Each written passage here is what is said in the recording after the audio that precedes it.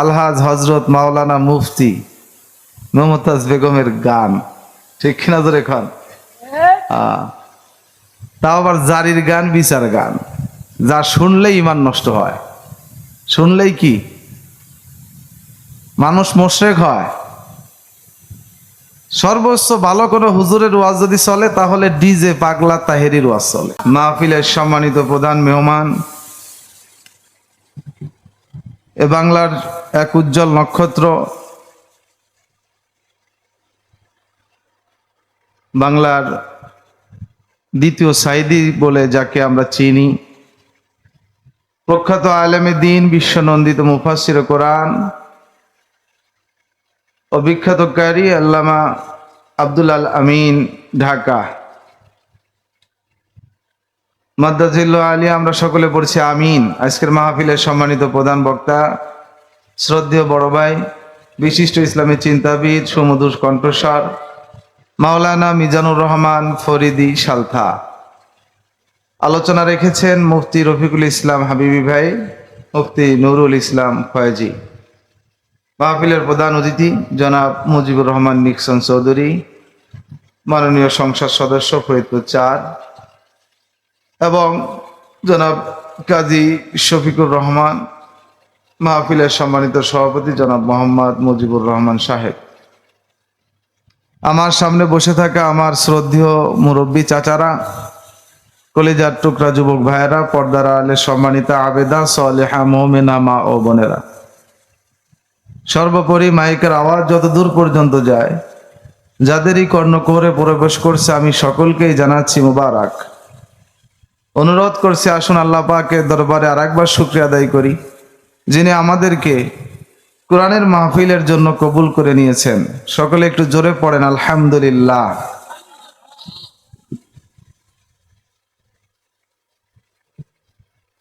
সম্মানিত ভাই সব, আমরা কোরআনের মাহফিলে এসেছি। এটা যদিও একটা ক্ষেত, একটা খোলা মাঠ, কিন্তু এই মুহূর্তে এটা হচ্ছে জান্নাতের বাগান। সুবহানাল্লাহ। কোরআনের মজলিসে বান্দা যখন আসে, আল্লাহর পক্ষ থেকে বান্দার জন্য একটা উপহার। কোরআনের মাহফিলে আসলে, কোরআনের মজলিসে বসলে বান্দার জীবনের সমস্ত গুনাহ আল্লাহ পাক রব্বুল আলামিন মাফ করে দেন। ফাআশহিদুকুম আন্নী ক্বাদ গাফারতু লাহুম, আসমানের ফেরেশতাদেরকে সাক্ষী রেখে আল্লাহ পাক মাফ করেন। রাসূলুল্লাহ সাল্লাল্লাহু আলাইহি সাল্লাম বলেছেন, মাজলিসু ফিকহিন খায়রুম মিন ইবাদাতি সিত্তিনা সানা। দ্বীনি ইলমের একটা মজলিস 60 বছর নফল ইবাদতের থেকেও বেশি উত্তম। এজন্য এখানে হক্কানি আলেমুল আমাদেরকে দাওয়াত করা হয়েছে। আলেমদের কথা বেশি বেশি শোনা লাগবে। কোরআনের আলোচনা, কোরআনের কথা খুব বেশি শোনা প্রয়োজন, নাকি গান বাজনা শোনা প্রয়োজন? গ্রামগঞ্জে, বাজার ঘাটে চায়ের যে স্টল, চায়ের দোকান, এই সমস্ত জায়গায় গিয়ে আমরা সাধারণ মানুষ খুব বেশি আড্ডা দিতে পছন্দ করি। চাই নামাজি বেনামাজি যেই হোক, অবসর সময় পেলে আমরা মোড়ের টং দোকান, চায়ের দোকানে আমরা গিয়ে বসি। আর চার দোকানে কি আজহারি সাহেবের তাফসির চলে? আল্লামা দেলাওয়ার হোসেন সাইদি রহমতুল্লাহ আলাই, তার ওয়াজ চলে? সর্বনয় পীর সাহেবের বয়ান চলে? হাফিজুর রহমান সিদ্দিকীর ওয়াজ চলে? বাংলার বাঘ, সিংহ পুরুষ আল্লাহ মামুল হকের ইমানির জজবার হুঙ্কার চলে? চার দোকানগুলোতে চলে কি? আলহাজ হজরত মাওলানা মুফতি মমতাজ বেগমের গান, ঠিক কিনা জোরে খান? তাও আবার জারির গান, বিচার গান, যা শুনলেই ইমান নষ্ট হয়, শুনলেই কি মানুষ মুশরিক হয়। সর্বোচ্চ ভালো কোনো হুজুরের ওয়াজ যদি চলে তাহলে ডিজে পাগলা তাহেরির ওয়াজ চলে, ঠিক কিনা খান? কিন্তু ভালো ভালো আলেমদের কোরআনের কথা যারা বলে, তাদের কথা আমরা খুব কম শুনি। অথচ যত বেশি কোরআন শুনবো, ইমান তত বেশি বাড়বে। যাদাতুহুম ঈমানা। এ বিশাল আয়োজন, এলাকার যুবকেরা এত কষ্ট করে এত সুন্দর এক আয়োজন করেছে। বলেন তো মাহফিলের প্যান্ডেলে এখনো লোক বেশি নাকি মেলার ভিতরে লোক বেশি? মেলায় কিছু কুত্তা আছে, দেখবেন ঠেলা খাওয়ার জন্য ঘুরতেছে, কেউ ঠেলা দেয় কেউ ঠেলা খায়। ওই মেয়েগুলোর আব্বা আম্মা আছে কিনা আমার সন্দেহ লাগে। যারা ওয়াজের দিনে মেলায় যেই মেয়েগুলো যুবতীগুলো এসে ওদিক দিয়ে ঘুরতেছে, ওদের মা বাবা আছে কিনা আমার সন্দেহ। থাকলে মরে যাওয়া উচিত। কথা কন না কেন? নির্লজ্জ বেহায়া। আর কিছু কুত্তা মার্কা যুবক আছে ওই দিক দিয়ে ইফটিজিং করতেছে। এই মেলাগুলো মাহফিলের অনেক বড় ক্ষতি করে ফেলে, ঠিক কিনা কন? রাগ হইতেছেন? আরে বছরে একটা মাহফিলের আয়োজন করেছে, এলাকার যুবকেরা টাকা পয়সা কালেকশন করে, ওরা তো ইচ্ছা করলে বৈশাখের গানের আয়োজন উদযাপন করতে পারতো, ওরা একটা মেলা মিলাইতে পারতো, কনসার্ট দিতে পারতো, দেয় নাই। কোরআনের মুফাসসিরদেরকে হাজির করেছেন কোরআন শোনানোর জন্য। কপাল পোড়া, এখনো যদি ঘরে বসে থাকো মেলায় আড্ডা দাও, বুঝতে হবে তোমার ইমানে দুর্বলতা আছে। এখনো যারা থাকবে তো তাদের ব্যাপার আমার বলার দরকার, আমি বললাম। মাগো, আপনার সন্তানকে ঘর থেকে বের করে দেন, মাহফিলে পাঠিয়ে দেন। আপনার হাজবেন্ড আপনার স্বামীকে অনুরোধ করে মাহফিলে পাঠিয়ে দেন। জোরে বলেন ঠিক কিনা? আল্লাহ পাক আমাদের আজকের এই মাহফিলকে কবুল করে নেন। সকলে জোরে বলি আমিন। আর একটু জোরে বলেন তো আমিন। সম্মানিত ভাইরা আমার, আল্লাহ পাক রব্বুল আলামিন কুরআনুল কারীমের ভিতরে বলেছেন, কুল ইন কুনতুম তুহিব্বুনাল্লাহা ফাত্তাবিউনি। এই পৃথিবীতে এমন কোনো মানুষ নাই যেই মানুষটা আল্লাহকে ভালোবাসতে চায় না। মুসলমান তো আছেই, হিন্দু বৌদ্ধ খ্রিস্টান বিধর্মী, তাদেরও প্রশ্ন করলে তারাও উত্তর দেয় উপরওয়ালা। আপনি যদি কোনো হিন্দু বন্ধু থাকে, আপনার পরিচিত কোনো ভাই থাকে, তাকে প্রশ্ন করবেন, কি ব্যাপার হরিপদ কেমন আছো? বলবে উপরওয়ালা ভালো রাখছে, বলে কি না? তাহলে সে উপরওয়ালা একজনকে বিশ্বাস করে, চায়।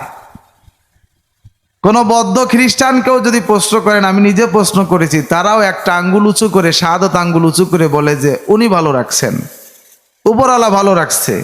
যদি ঈশ্বরও বলে তাও আঙ্গুলটা উঁচুর দিকে দেয়। ওরাও জানে আমরা যে পাথর পূজা করি, যে মূর্তির পূজা করি, এগুলো আমাকে ভালো রাখার ক্ষমতা নাই। ভালো রাখা, ভালো এবং মন্দ রাখার একমাত্র ক্ষমতা আমার আল্লাহর। মুসলমানের ভিতরে কত তরিকা, কত দল, কত মত। কিছু মুসলমান তো গাঁজা টানে আল্লাহরে পাওয়ার জন্য। লালনের মাজারে গেছেন কিনা, যাই দেখবেন 12 মাস সেখানে কিছু গাঁজাখোর পড়ে থাকে, গাঁজা টানে সিদ্ধি হাসিল করে, জোরে টান দিয়ে ধোয়া সারে উপরে। ওদেরকেও যদি প্রশ্ন করেন, কিরে গাঁজা টানিস কেন? বলে আল্লাহরে পাওয়ার জন্য গাঁজা খাই, সিদ্ধি। গাঁজা বললে আবার মাইন্ড করে। আমাকে একজন বলে, হুজুর জানেন লালন কি জাত? আমি বলেছিলাম লালন হলো বিজাত, কারণ লালনের কোনো জাত নাই। বলছে না একটা গানের ভিতরে, ও বলে আমার কোনো জাত নাই। তো যার জাত নাই হলো বিজাত, ঠিক না? জোরে কন। মুসলমান অবশ্যই সে ইসলামের অনুসরণ করবে, ঠিক কিনা? জোরে কন। তা আমার ভাইরা, মানুষ গাঁজা টানে, তারপরেও তার উদ্দেশ্য আল্লাহকে পাবো। মানুষ মাজারে গিয়ে পড়ে থাকে, সেজদা দেয়, পীরের কদমে সেজদা দেয়, তারও উদ্দেশ্য আল্লাহকে পাবো, আল্লাহকে ভালোবাসি, তাই পীরকে সেজদা দেয়। আবার কিছু মানুষ নামাজি, ফজর সময় ভোরবেলা দুনিয়ার সব মানুষ ঘুমায়, গ্রামের মানুষ ঘুমায়, কিছু ইমানদার মুসলমান আরামের ঘুমকে হারাম করে দিয়ে সারা রাত প্রচন্ড গরম ঘুমাইতে পারে নাই। ফজরের সময় একটু একটু ঠান্ডা পড়ে, তখন ফ্যানের বাতাসটা ঠান্ডা লাগে, ঘুম আসে। আরামের এই ঘুমকে হারাম করে দিয়া মসজিদের দিকে দৌড়ায়। তার উদ্দেশ্য আল্লাহকে পাইতে চায়, আল্লাহকে ভালোবাসতে চায়। সব মানুষের একটাই উদ্দেশ্য, আল্লাহকে চায়। কিন্তু আমার আল্লাহ বলেন, শোনো, আমাকে চাইলেই পাওয়া যাবে না। আমাকে পাওয়ার, আমার ভালোবাসা পাওয়ার জন্য একটা মাধ্যম আছে, সেটার নাম হলো মুহাম্মাদুর রাসূলুল্লাহ। বলেন সাল্লাল্লাহু আলাইহি ওয়াসাল্লাম। قل إن كنتم تحبون الله فاتبعوني يحببكم الله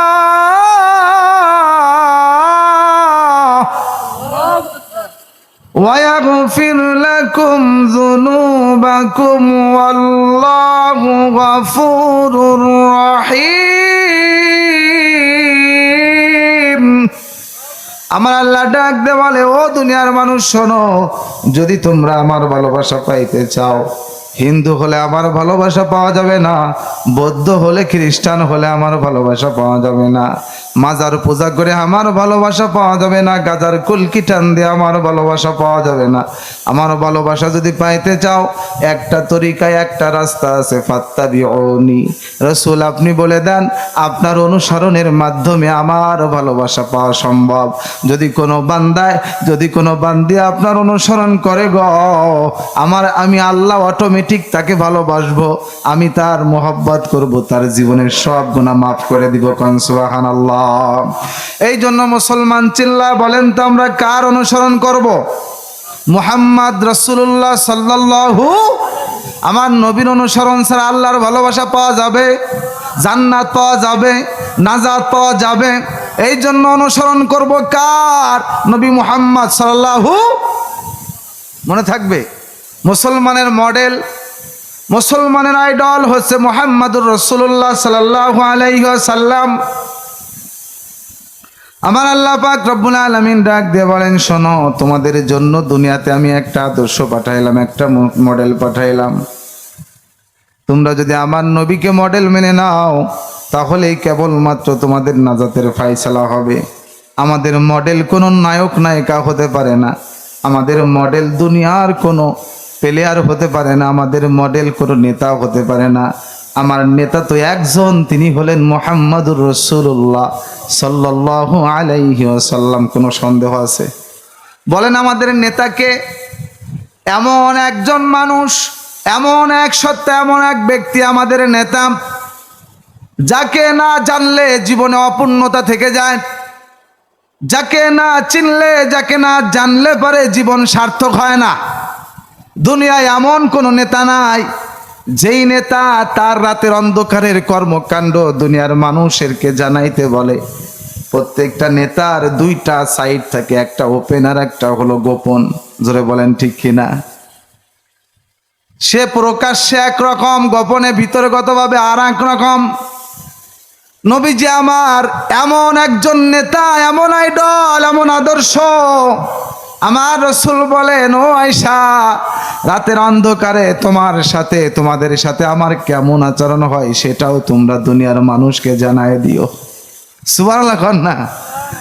দুনিয়ার সমস্ত মানুষকে তিনি বলেছেন, সাথীদেরকে বলেছেন, সাহাবা আজমাইনদেরকে বলেছেন, ও আমার সাথীরা, তোমরা আমাকে ঘরে যেমন দেখো, বাইরে যেমন দেখো, দিনে যেমন দেখো, রাতে যেমন দেখো, সর্বপ্রকার অবস্থায় তোমরা আমার উম্মতকে জানায় দিও।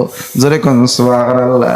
আর আমার নেতা, দুনিয়ায় এমন কোন নেতা নাই, রাতের অন্ধকারে কি করেন, কোথায় মদের বোতল নিয়ে পড়ে থাকেন, কোন জায়গায় কলমের খোসা দিয়ে লক্ষ লক্ষ টাকা দুর্নীতি করে মারলেন, এটা দুনিয়ার মানুষকে বলতে চায় না, দুর্নীতি দমন কমিশনকে জানাইতে চায় না, বরং গোপন করতে চায়।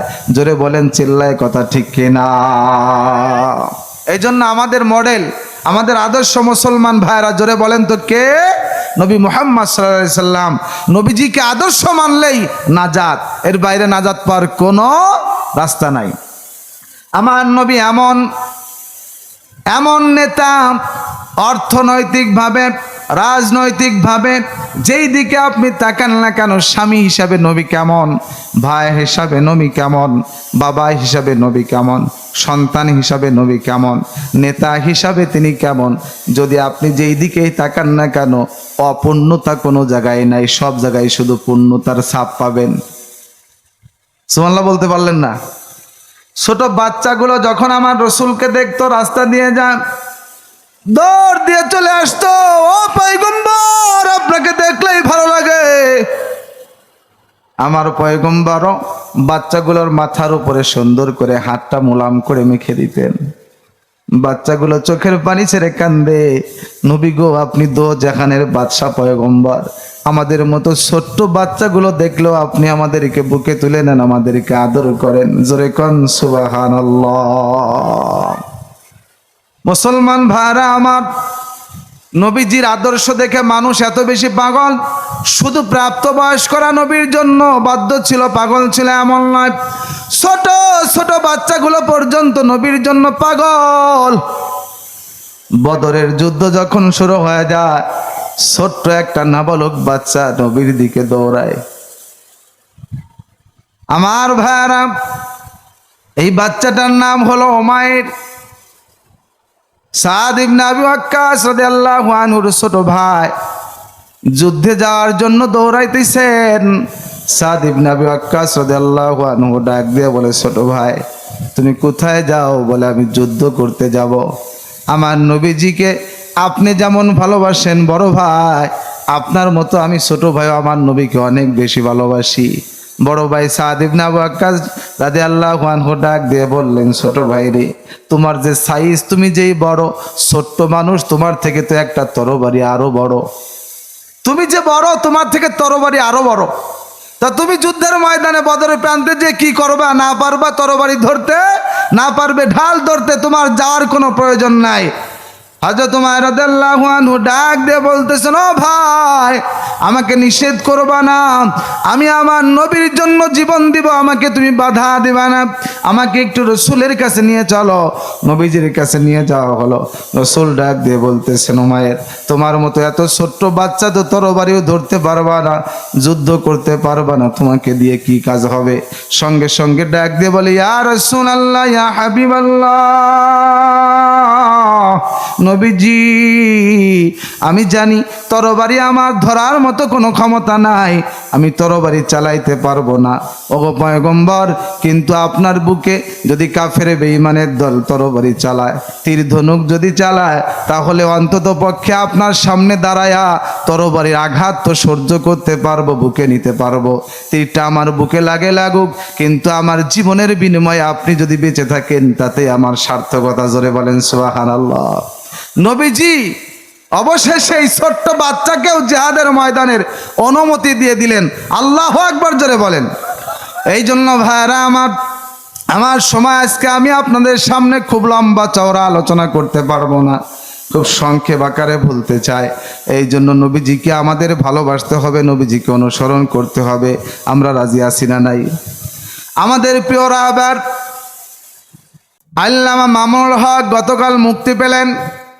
মুক্তি পাওয়ার পর তিনি যে ভাষণ দিয়েছিলেন, হাজার জনতার সামনে তিনি দাঁড়িয়ে বলেছেন, দুনিয়ার মানুষ শোনো, আমাকে 3 বছর 2 মাস বিনা অপরাধে জুলুম করে আমাকে জেলের ভিতরে বন্দি করে রেখেছে।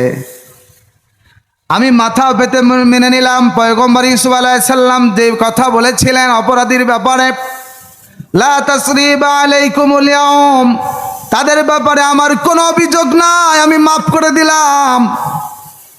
আমার কত মায়ের বুককে খালি করা হয়েছে শাপলা চত্বরে হেফাজত, আমরা হয়তো সেটাও মেনে নিলাম, কিন্তু জীবনের বিনিময়ে হলেও, জীবনে শরীরে 1 ফোঁটা রক্ত বাকি থাকতেও আমরা কখনো রসুলকে গালি দিলে পারে, আল্লাহর অবমাননা করলে পারে, বাংলার জমিনে তাদের বিচার করতে হবে। এই ব্যাপারে আমরা কখনো কারোর সাথে কোনো আপোষ করব না, ঠিক কিনা বলেন? এটা নিয়ে আবার কিছু নাস্তিক আছে, আবার কিছু মাজার পূজারি আছে। ছাগলের 3 নাম্বার বাচ্চা দেখলাম একটা বলতেছে গিয়াসউদ্দিন তাহেরি, এই পাগলা মাজার পূজারি, ও বলতেছে যারা ওলি আল্লাহর সাথে বেয়াদবি করে তারাই জেলের ভিতরে যায়, তাদেরই ভয় হয়। তার মানে বলতেছে আমাদের কোনো ভয় নাই, আমরা কখনো জেলেও যাই না, আমাদের কেউ আটকায়ও না। ও মূর্খ তো বোঝে না, ও জানে না কোরআন হাদিসের কোনো জ্ঞান নাই, বেয়াদবটা জানে না সমস্ত নবী রাসূল পর্যন্ত বেঈমানের হাতে আঘাত সহ্য করেছেন, ঠিক কিনা বলেন? ইসলামের জন্য, দ্বীনের জন্য আঘাত সহ্য করেছেন। সমস্ত সাহাবা আজমাইন দ্বীনের জন্য আঘাত সহ্য করেছেন। হাজার হাজার সাহাবা জেলের ভিতরে বন্দী হয়েছেন, জীবন দিয়েছেন, রক্ত দিয়েছেন ইসলামের জন্য। জোরে বলেন ঠিক কিনা? আমাদের যে 4 ইমাম 4 জন জেলের ভিতরে বন্দী হয়েছেন, তারা কি অপরাধ করেছিল? তাদের কি অপরাধ ছিল? চোরে চুরি করে অপরাধী হয়ে জেলের ভিতরে যায়, দুর্নীতি করে নেতায় জেলের ভিতরে যায়, আর আলেম উলামারা হকের কথা বলে জেলের ভিতরে যায়। সবার জেল একরকম হয় না। আলেমরা জেলে গেলে তাদের সম্মান বাড়ে, তাদের ইজ্জত বাড়ে। আর চোরারা, নেতারা যদি দুর্নীতি করে যদি জেলের ভিতরে যায়, তাদের অসম্মান হয়, তাদের ইজ্জত কমে যায়। সোনা যেমন পুড়লে পারে খাঁটি হয়, গলার চেন হয়, মালা হয়, হাতের আংটি হয়, কানের দুল, নাকের ফুল হয়, ঠিক তেমনি ভাবে আলেম ওলামা জেলের ভিতরে বন্দী হওয়ার পরে তারা খাঁটি হয়। আগামীতে মামুল হকরাই ইনশাল্লাহ বাংলার জমিনে শাসন করবে। ঠিক কিনা? আমরা চাই জামাত বলো, হেফাজত বলো, খেলাফত বলো, ইসলামী আন্দোলন বলো, চরমনাই বলো, তাবলিগ বলো, কওমি বলো, আলিয়া বলো, সমস্ত মুসলমান এক হয়ে যাও। বাংলার জমিন আলেমদের দিকেই তাকিয়ে আছে। জোরে বলেন ঠিক কিনা? আমার ভাইয়েরা, আমরা ঘুমিয়ে পড়েছি, চুপ আছি, এই জন্যই আজকে শতকরা 92% মুসলমান যেই জমিনে বসবাস করে, এই দেশের ভিতরে আমার ফরিদপুর, আমার মধুখালীতে কিছু জঙ্গি মার্কা হিন্দু সন্ত্রাসী দল মুসলমান 2 ভাইকে, 2 যুবককে পিটিয়ে পিটিয়ে হত্যা করার মতো সাহস পায়। ঠিক কিনা বলেন? রক্তক্ষরণ হচ্ছে বুকের ভিতরে। আমরা এটা মেনে নিতে পারি না, মানা যায় না। আমাদের দাবি হলো মুসলমানদেরকে যে হিন্দু জঙ্গি সংগঠন, যারা উগ্রবাদী হিন্দুরা আমার মুসলমানদেরকে পিটিয়ে পিটিয়ে আঘাত করে হত্যা করেছে, তাদের বিচার করতেই হবে। উল্লেখযোগ্যভাবে জনসম্মুখে তাদের ফাঁসির দাবি করি। ঠিক কিনা বলো মুসলমান? আল্লাহ পাক মুসলমানদেরকে এক হওয়ার, নেক হওয়ার তৌফিক দান করেন। সংক্ষিপ্ত সময়ে যে কথাগুলো বললাম, আল্লাহ পাক আমাকে সর্বপ্রথম আমল করার তৌফিক দান করেন। আপনারা সবাই আমার জন্য দোয়া করবেন, আমিও আপনাদের সকলের জন্য দোয়া করছি। সংক্ষিপ্ত সময়ে যা কিছু বললাম, যদি ভুল ত্রুটি থাকে ক্ষমা চাই। আসসালামু আলাইকুম রহমতুল্লাহি ওয়া বারাকাতুহু।